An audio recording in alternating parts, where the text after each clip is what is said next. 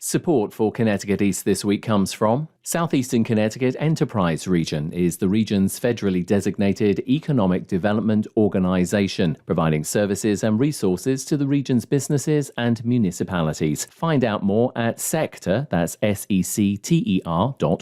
Service Master by Mason are experts at eliminating harmful mold and mildew from your home or business. Don't let mold damage your property and cause health concerns. Call 860-455-1249. And Day Kimball Health, nationally recognized by Leapfrog, Becker's and the American Heart Association. Day Kimball Health, healthcare in motion. Learn more at daykimball.org. It's a 40-year-old human service agency in the far corner of the quiet corner. We sit down with the executive director and find out about TEEG and the services it continues to provide to those in need. Plus, we take a look at other stories making the headlines from around the region.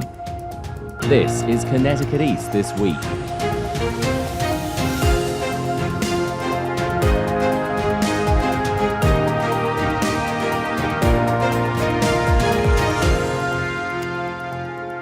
Hello, I'm Brian Scott-Smith. Human services and non-profit organizations are the backbone of many states in the US, providing essential service from cradle to grave. And depending on where you live here in Connecticut, there's hopefully one near you that can help with your unique situation. For 40 years now, an organization known as TEEG has and continues to provide an array of services to those living in the very far corner of the quiet corner. And I sat down with TEEG's executive director, Ann Miller, to find out about how it all started and what it is they do. And thanks for being on the podcast. I just want to quickly explain to the listeners, because I love the way that I come across many of my stories, and I never actually share that actually with the listeners. I bumped into you at a Northeastern Connecticut Chamber event at another amazing non-profit actually in the town of Willimantic called Click Kitchen. And, we just started talking. I found out that you are the executive director of this amazing organization up here in Thompson in the far northeast corner of the state. And you very kindly agreed for, us to come and chat to you because we're about to find out what TEEG is all about. Just had a quick tour around. So let me hand it over to you. We've said TEEG. What is TEEG? That's a great question, Brian. Thank you. Because what is TEEG? It's a made-up word. It's an acronym that we really use as our title now. We are the Thompson Ecumenical Empowerment Group. We originated in this little corner of Thompson over 30 years ago. I was not here then. It was the 80s, and there was a section of Thompson where folks were really struggling. Thompson is a mill town in this area. The mills had left. People were struggling living in mill housing, and it was an area that local churches felt that they could help. So they got together, they got a diocesan grant. It was different churches that received a diocesan grant, and they went down into the area that was called Three Rows at the time and said, we'd like to teach you some parenting skills. And folks said, I don't think so. That's not the way this is going to go. So they went back to the drawing board. They came back with, I guess, several offers. This is the story I've been told. And one of them was, would you like to learn how to quilt? And they said, yeah, we think that would be cool. And they said, okay, let's make a quilt that represents the 3 rows of Thompson. And they got together and they sat around. It's a hand-quilted quilt. It hangs in our community room. And while they sat there and they hand-stitched this quilt, they talked about nutrition, budgeting, work skills, and parenting. And so it became very organic. It became an organic way for them to share what they hope would become help for these folks in improving quality of their life. And it has lasted until now. It's still going strong. It has grown, as you could see. They built a little playground called Tot Lot through that too, and created a space where they could get together and bring their children in that area. The little Tot Lot still exists. It's been improved on. And we tend to work from that very organic space. It's true grassroots. It's addressing issues as they arrive. The hardest thing for us is to put an issue down before picking another issue up. So some of my work has become, what can we really do? How much can we do on a small staff with a small budget? We're going to be talking about the various services because it seems, looking through your website and obviously from the tour as well, there's very little you don't seem to touch or do, which is incredible. You will actually, not yourself, but the organisation will be 40 years old next year because it's 1985, if my research was correct. So 40 years of this amazing organisation. Like we said, up in Thompson, but you're not just restricted to Thompson, Woodstock, Pomfret, and also Putnam as well, areas that you serve, but you go beyond that as well. There's we won't go through the full list, but you serve a lot of towns. Before we get into all of that, as you said a little while ago in this interview, you've not been here for the complete duration. But let me put this question to you. What made you want to come and be the executive director of this organisation? Because when it comes to non-profits, they're a tough gig. They are a tough gig. I've been very fortunate in my life. I grew up on the Yukon campus, was moved out to this area, which was very different from where I grew up in high school, where my dad started Quinnebog Valley Community College. My dad was a giver. My mom is a giver. And we often worked with different populations through his work. So I was exposed to a lot. When I came out here, it was a little bit of a culture shock. Later on in my career, I became connected to Pomfret School. I was there for about 27 years. That's a private boarding and day school where my life was very rich and worked with some wonderful, wonderful adults and teenagers. I just was very blessed to do that. I'd been there for a long time. I started thinking, what's left between now and retirement? And, working in a social service agency can become very tiring, and working with high school students can also it can stretch you. And so I just happened onto this job. I walked in and it was like I was breathing fresh air. I don't know if you felt it today, but this little agency is the little engine that could. I always believed I could make a difference when I was growing up in the 60s and 70s. You get a little shot down with that when you become an adult. I walked in here and I thought, I think I can make a difference. I think I can work alongside these folks making a difference. And I considered it a privilege for the last 9 years to have been here. I came in as the associate director. The director left in less than a year, and she asked, would I consider taking her place? That seemed huge to me. Did I have the skills? That's a huge responsibility. But I knew that with my board that I had at that time and with the staff that I had, that I could try, and I did. Talk to us about your staff, because although it is a small agency, it is small but mighty, and I said we'll be getting into more of the services, the incredible array of services that you offer every day of the year after year. But let's talk about the staff, because they are the unsung heroes, and not just the staff but the volunteers, and we'll talk about those in a moment. But talk to us about some of the staff, because they have got rich and varied backgrounds as well. They do, and they don't always come to us with a social service degree. What they come to us with is a passion to make the world better for someone else. And I think that everybody you talk to today could have given you a story or a reason that they wanted to make the world better for someone else. And I try to let my staff do what they do best. I'm not a top-down leader. I often will ask their permission and their opinion, and they often know a better way to do it. And I think it's really important to listen to these folks who are on the ground doing that work, and to occasionally do that work myself when I can. They are creative, and I think you have to be very careful when you talk about creativity in a social service agency, because someone might say, are you being financially creative? Well, you have to be a little bit financially creative, right? The beauty of a social service agency that is grassroots, as we are, is that we only are funded about a third from state and federal funding. The rest of that money that we bring in, we can use to react and act in the best ways possible to help those we serve. My staff does that every day, and they are always free to come in and say, I know a better way to do this. And we do grow and we move with things, and sometimes things don't work. Many of my staff members, we might hold something that is an activity or an offering, and nobody's there that first time, and maybe they don't come in the second time we hold it. I think most people would give up and say, well, this wasn't the right thing. They stay in there until all of a sudden people start to come in and to join us, and all of our programs are very full now. We have wait lists for some of them. What keeps me up at night is,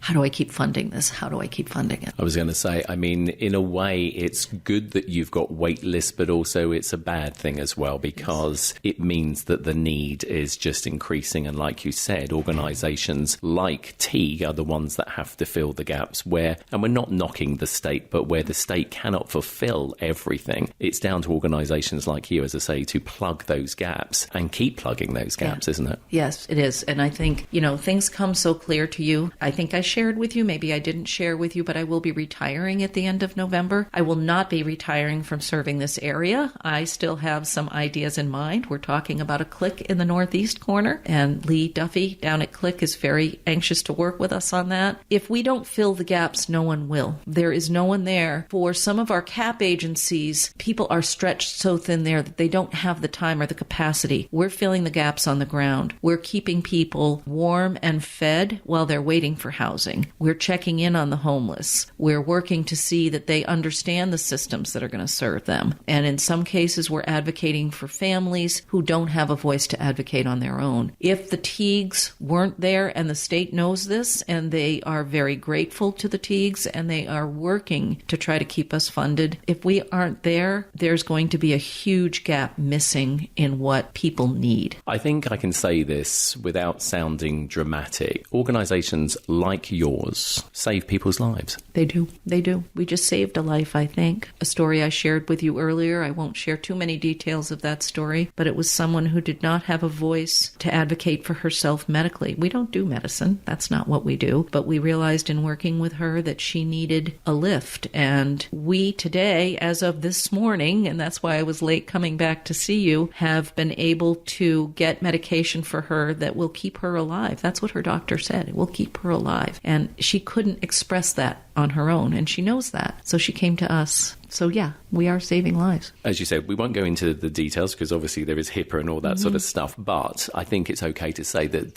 this lady is actually a volunteer as well. She is. Let's talk about volunteers in general, because that's another big part of how this organisation continues to do its work. Talk to us about the volunteers. So you actually met 4 volunteers in just you actually didn't meet one, but the others I think you met as you walked through. This woman who is here today and very happy today, she's very relieved. She comes in and straightens our kitchen for us. We have multiple people using our approved kitchen, and whereas that kitchen does get cleaned up, it doesn't always get sorted correctly, so it's hard to find a dish or a spoon or a knife. And so she comes in once a week and does that with us. She also is part of our Sassy Soup program, which delivers soup to seniors on Fridays. The Pomfret School students that we worked with cooked all of our soup with us this year, and she puts the soup into the containers after it's cool and puts it into the freezer. We had another volunteer that you met who works 5 days a week doing inventory in our markets. He is very valuable. He's very happy to be here and we are also happy to have him here. You met Uncle Eric, he is not only a board member, but he is here almost every day of the week coming in doing our building maintenance. We don't have a maintenance crew. We keep up our building on our own, and we needed someone with some expertise. And then the one volunteer you didn't meet comes in and does organizational things in the back. She's cleared to do some things to organize some of our paperwork and our supplies. Let's talk a little bit about the programs and services. There are a huge amount. We can't touch upon all of them. It would be an entire series of podcasts, and that's not necessarily a bad thing. But let's touch upon some of these services that you do. Youth services, huge thing, because of course, we're constantly reading, and just fairly recently there was the Dalio report that was released saying that in the state is connected youth. Talk to us about how important your youth services are. High concentration of those youth in the northeast corner. If you look at that map, it's shocking. We are the Youth Service Bureau for Pomfret, Thompson, Woodstock, and Putnam. That's the bulk of the work we do in Putnam. We are working with youth that I think many people would understand the word disenfranchised. These youth are not connected to any institutions. They're not connected to schools in many cases. Adults are not in their life. Their families may have struggled. The youth work that we do starts at birth with our hand-in-hand program. Some of our hand-in-hand moms are with us before birth, and we try to nurture that connection through mentoring and through very intensive work until that child enters school. And then we have a graduate program where we keep the moms involved. The beautiful thing is a lot of the moms have started to mentor each other, and they have some social groups, and we really are able to improve quality of life, to improve parenting skills, and to help these folks find joy, and sometimes just to find a license in a car. I mean, even that works in that way as well. So there's a broad range of what we do with youth. I think you met Howard Smith, who works doing some mentoring with our middle school and high school students. And during that, he also teaches them some skills. How do you do yard work? They build a fence. How do you cook? Let's cook something and take it home to your family tonight for dinner. So we're really trying to bring that family piece in and watch these youth. Sadly, and I'll only mention quickly, but we have uncovered through our juvenile review board and through other youth we are working with that there is a high incidence of youth sex trafficking in this area. Our connection and our closeness to the Massachusetts border and then to the casinos, we have seen some things that we had no idea were going on. We're working closely with DCF and Love 146, and we have a grant that allows us through the Eastern Connecticut Foundation that allows us to go out and teach a curriculum that we've been trained for to try to work on this. So again, grassroots, we uncovered something, we're working on it. Let's talk very quickly as well about the Hand in Hand. You mentioned just briefly there, new mums, new parents. It's an amazing program. Just encapsulate for us some of the stuff that you do. So we had a funder approach us, probably 8-9 years ago now, and they wanted to be able to fully fund a program that would work on increasing the bond between parents and youth, increasing parenting skills, and bringing these folks close to the community so that they could receive some of the things that a community offers. Quick example is I used to take my own children to these wonderful library programs, and I'd get there, but everybody looked like me. And how do we have people feel comfortable bringing their children into these rich and wonderful social and teaching situations that are there for them, but they're not comfortable approaching? Our mentors work to do things like that. They stay with the mentor for the years until their child enters school, and the other goal is that that child enters school ready to enter school, ready to learn. We have found early on some children who have autism spectrum disorder, been able to address that early and connect them to other services in the community to really put our arms around that family and get that child ready for school, have that child arrive ready. So we've been able to do so much through this program. I know one of the things you were very interested in was the way that we attract people to the program is that we offer all the diapers they need until they don't need them anymore. And by then, we hope they're hooked and they're in. And we've found that to be true. A child in a wet or dirty diaper is an unhappy child, and that parent is trying to work with that child, and it just doesn't kick things off well. Diapers are very expensive. The diaper bank, which is, we also offer the diaper bank, that offers about a week's worth of diapers. This program offers diapers and wipes throughout that part of that child's life, and that's a huge, huge help to these parents in just keeping that baby warm, safe, and dry, right? Absolutely. Again, as we said, so many services, so little time, unfortunately, on this occasion to talk about them, but the food pantries are so important. We're seeing, unfortunately, food pantries around the state really being pressed upon by the locals. Talk to us about yours, because again, like all the food pantries are there and are so vital. So vital, huge place where our volunteers come in to help. We have 3 pantries. We have and we call them markets. We did call them pantries, but we've changed. They all run on a swap, which is serving wellness at pantries. And the swap system offers green food on a shelf at eye level, yellow food that you choose sometimes at the next shelf, and then red food choose rarely. And we allow client choice in all of our markets. They walk through and choose what they need to satisfy their own dietary needs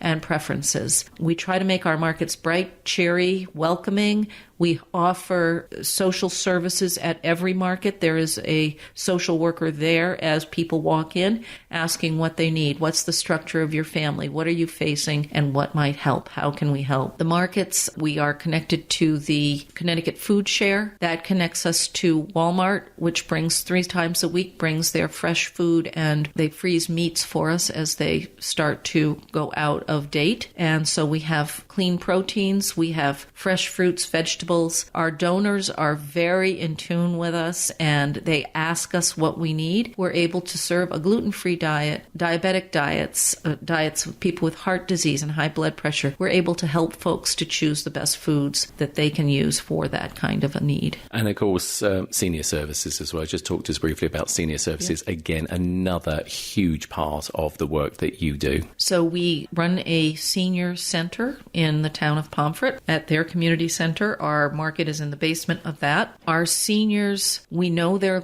lonely. We know that loneliness is as bad as, I think they say, smoking 2 packs of cigarettes a day or something. We really work on connecting and making that human touch. And I guess, Brian, I love walking around with folks and introducing them to TEEG because it really makes me concentrate on what we do. But that human touch and that human connection is so important. Everything else follows that, right? So we find a senior who's been living alone. Maybe their house has been getting ahead of them. That becomes depressing. Start working with that senior, doing some visits, setting up some quality of life things for them, bringing them food. And then maybe next they say, gee, I just can't clean my yard up. We put some volunteers together. We have a program where we go over and do that, kind of make that fresh and clean. We do what we can. We do what we can. And sometimes it's connecting them with some medical help or getting the right visiting folks in there or saying, maybe this house is really ahead of you. Can we help you find a better situation? But we have a lot of seniors across the state of Connecticut still living in homes, still lonely, uncounted, and uncared for. And I would love to see that change even more before I leave. Which leads me very nicely into my last question to you, because you dropped it into the interview and you said that you will be retiring, although you said you are staying in the area. So my question, and it's a tough one, is basically this: how difficult will it be for you to walk away from this? It will be awful.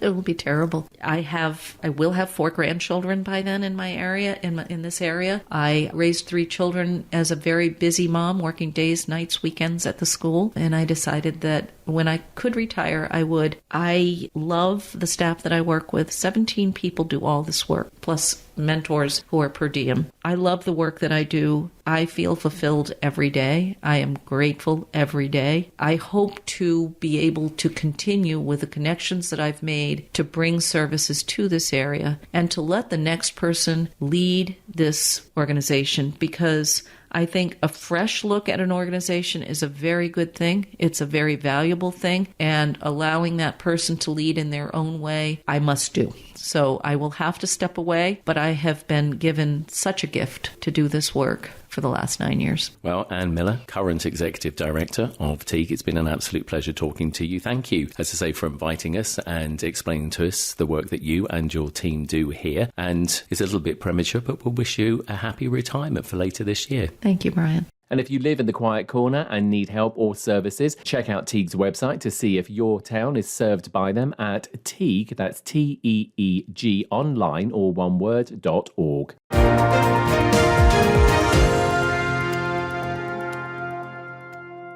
Connecticut East This Week is made possible by Southeastern Connecticut Enterprise Region. We're the region's federally designated economic development organization, providing businesses and municipalities with services and resources to make Southeastern Connecticut stronger and more vibrant. From small business financing to regional economic development strategy to business advising and support to government procurement assistance, we can help you grow. Find out more at sector, that's secter.org.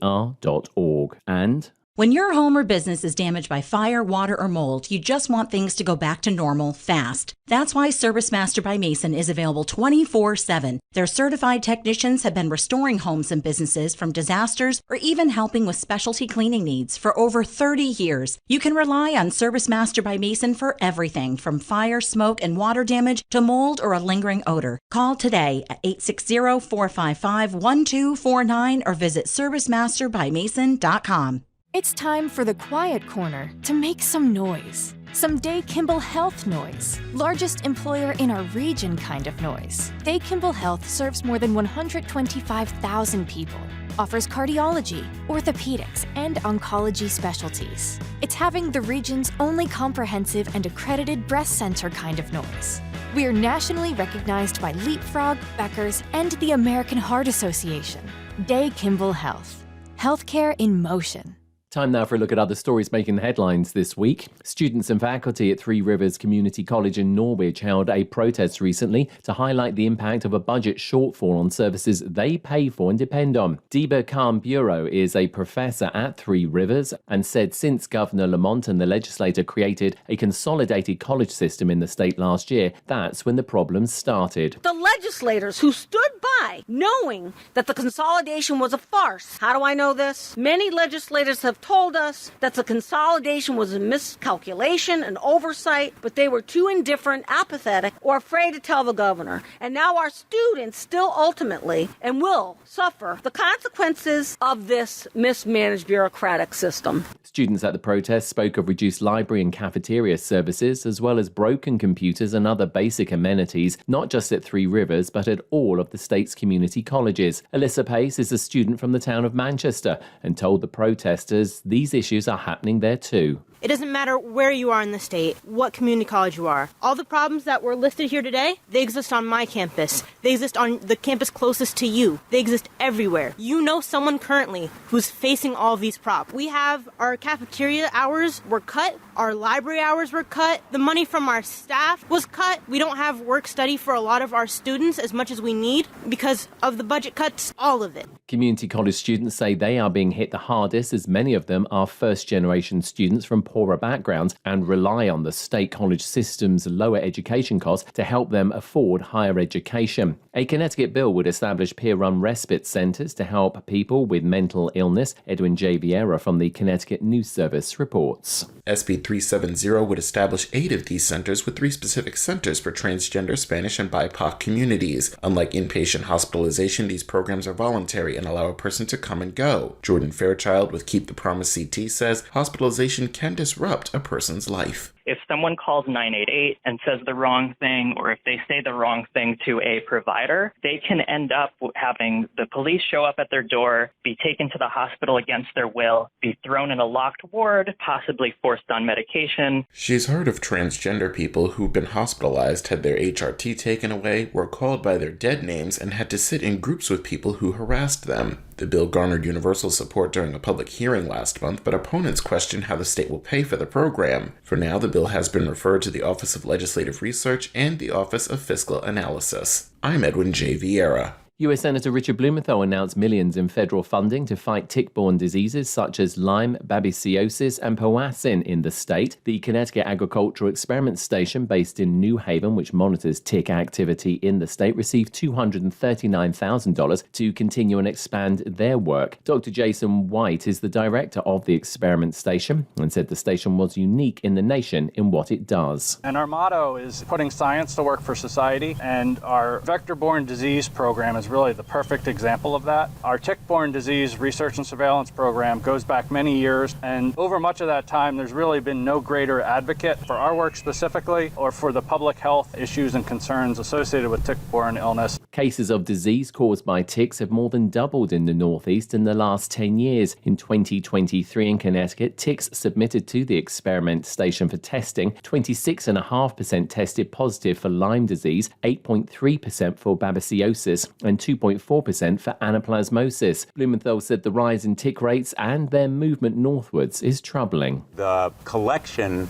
of tick-borne diseases debilitate and even destroy lives in Connecticut and all around the country, and they are growing worse. We're in a battle with tick, and the ticks are threatening to win. Part of the reason is climate change. Ticks are moving northward. It's a pattern that has existed for a while. It's an alarming and deeply frightening pattern. Blumenthal said that $26 million in this year's federal budget will go to the National Center for Emerging and Zoonotic Infectious Diseases, $5 million for the public-private partnership known as the LymeX Initiative, and $100 million for Lyme and tick-borne disease research to the Department of Health and Human Services. And Governor Lamont has announced his administration is awarding $35 $25.5 million in state funding to nonprofit providers across the state. The money will be used for capital improvement projects that support each organization in their mission of delivering services to the state's most vulnerable. The grants are being released through the state's nonprofit grant program, which is administered by the Connecticut Office of Policy and Management. Established in 2013, the program has provided more than $130 million to the state's nonprofit organizations, supporting about 750 projects. Eastern Connecticut nonprofits in New London and Windham counties were among the 94 projects across the state to receive significant funding for their individual organizations.